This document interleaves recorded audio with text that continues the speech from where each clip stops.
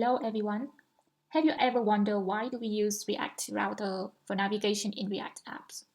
And how does it actually work? Why don't we just use A tags for navigation? It's simple to use, easy to remember, and not require learning a whole new library. If you ask yourself the same questions, then you are in the right place. This video is about rediscovering React Router under the lens of plain JavaScript. I believe that understanding how things work under the hood not only makes you a better engineer, but also makes the coding and learning process more enjoyable. So let's get started. What exactly is React Router? To understand React Router and why it's so important, let's go back to the days of multi-page applications.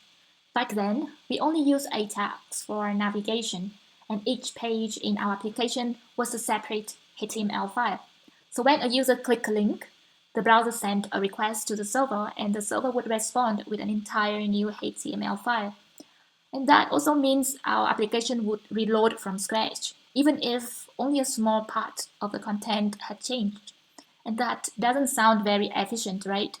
So developers came up with the ideas of single-page applications. And in single-page application, there's only one main HTML file. And that file is loaded only once when the app starts. And after that, only new data, usually in JSON format, is requested from the server and not the entire HTML file. And that shift from multi-page applications to single-page applications was a game changer, especially when it comes to navigation. In React apps, as we all know, that we rely heavily on states to manage UI and user interactions. That's because UI is broken into reusable pieces that we call React components, and they are rendered dynamically based on the component's current states. So managing states is very important in React apps, but using a tag for navigation would wipe out the entire page, including all the states that we worked so hard to manage. And that's a big problem. And that's also where React Router comes in. It provides a way to manage routing inside React apps without triggering full page reload. It updates the URL, renders the components, and keeps states intact, all without ever leaving the page. It also creates smoother transition as well.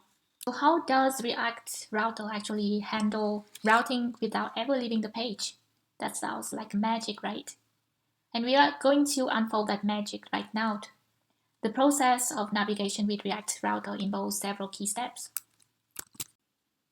The first step in the process is intercepting the click.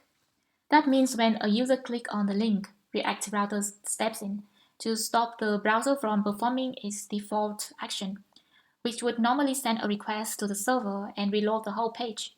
And why does it do that? Because we are building a single page application, and reloading the whole page would defeat that purpose. So React Router stops that default behavior. Let's pause for a while and think about it. What would you do if you want to control or override user interaction in JavaScript? For example, when the user clicks a link or a button. If you are thinking of event listeners, then you are absolutely right. React Router behind the scenes use an event listener to catch the click event before the browser can act on it. And after that, it manually updates the URL using History API. History API is an inbuilt browser's function that allows JavaScript or React Router to manually update the URL on the address bar without the full page reload. In more details, what it does is it extracts the target's URL, and then it uses a method from History API called pushState to push a new entry into the browser history stack. And by that way, user can still navigate with all the links and buttons on the web page. And everything feels like a multi-page site, even though we actually never left the page. So now that the URL on the address bar has changed, React Router steps in again. It looks at the new path and matches to one of the defined routes in your application so that it can render the correct component. just like how we do conditional rendering in a regular React component. Just think about when you are fetching data in React, which is an asynchronous operation, and while waiting for the response, you usually use a state such as isLoading to control what the user can see. If isLoading is true, then you might want to render a message like page is loading, and once the data arrives, then you render the actual content. React Router works in a similar way. It checks the current path and conditionally render the specific components depending on that path.